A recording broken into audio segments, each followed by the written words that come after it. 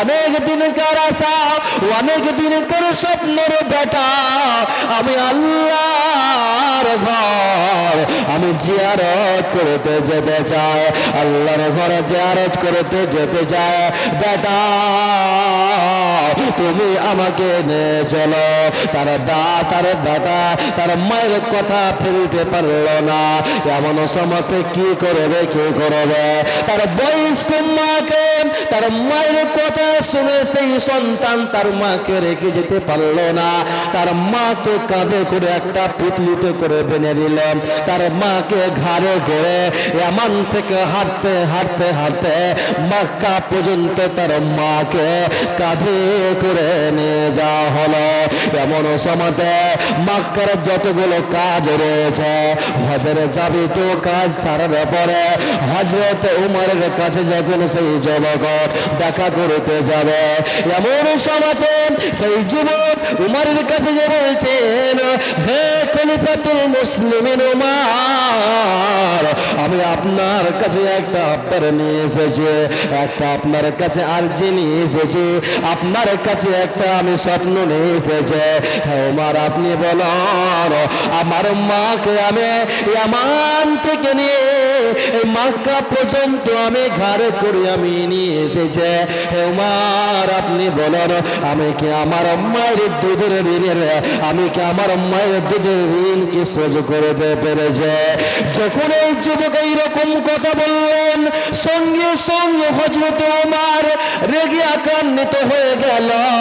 এরপর উমর বলছে, যুবক তুমি কি বললে?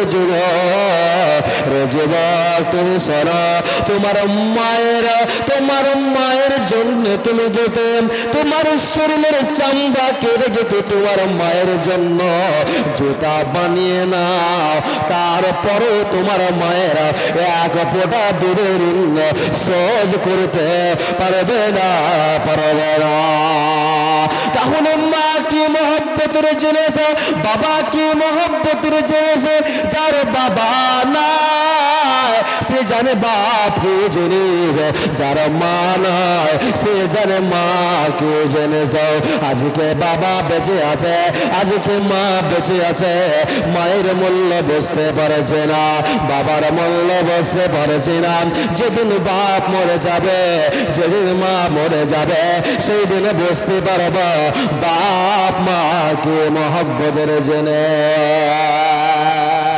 তাহলে হাদিস থেকে শিক্ষা পাওয়া গেল যে আপনার মায়ের, আপনি যদি আপনি ইচ্ছা করুন আমার মায়ের দুধের ঋণ শোধ করবো, আপনি যদি আপনার শরীরের চামড়া কেটে যদি আপনার মায়ের জন্য যদি আপনি জুতা বানিয়ে দেন, তারপরেও আপনার মায়ের দুধের ঋণ এক ফোঁটা শোধ করতে পারবেন না। হযরত আবু হুরায়রা রাদিয়াল্লাহু তাআলা আনহু তিনি হাদিসের রাবী, তিনি বর্ণনা করেছেন, আল্লাহর নবী বিশ্ব নবীর কাছে একজন সাহাবী এসে জিজ্ঞাসা করেছেন, ইয়া রাসূলুল্লাহ, ইয়া হাবিবাল্লাহ, দয়ার নবী গো বিশ্বনবী, ইয়া রাসূলুল্লাহ আপনি বলুন, পৃথিবীর জমিনে কাকে বেশি আমি ভালোবাসব, পৃথিবীতে কাকে বেশি আমি প্রাধান্য দেব, পৃথিবীতে কাকে বেশি আমি ভালোবাসব?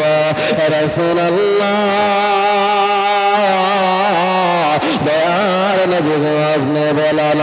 আল্লাহ রাসূল বললেন, যুবক রে আমার সাহাবা, রে আমার যুবক তুমি শুনে নাও, ক্বালা উম্মুকা ক্বালা সুম্মা মান, তোমার মাকে তুমি ভালোবাসবে, তোমার মাকে তুমি মহব্বত করবে। আবার সে সাহাবী আল্লাহ রাসূলকে বলছেন, রাসূলুল্লাহ বিশ্ব নবী গো আপনি বলেন, এরপরে কাকে ভালোবাসব, এরপরে কাকে মহব্বত করব, এরপরে কাকে মূল্যায়ন করব?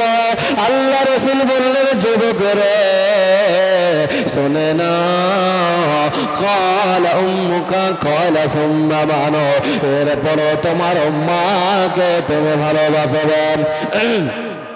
আবার সে সাহাবে আল্লাহ রাসূলকে জিজ্ঞাসা করেছেন, ইয়া রাসূলুল্লাহ দয়ার নবী গো এরপরে আমি কাকে ভালোবাসবো, এরপরে কাকে মহব্বত করব, এরপরে কাকে মূল্যায়ন করব।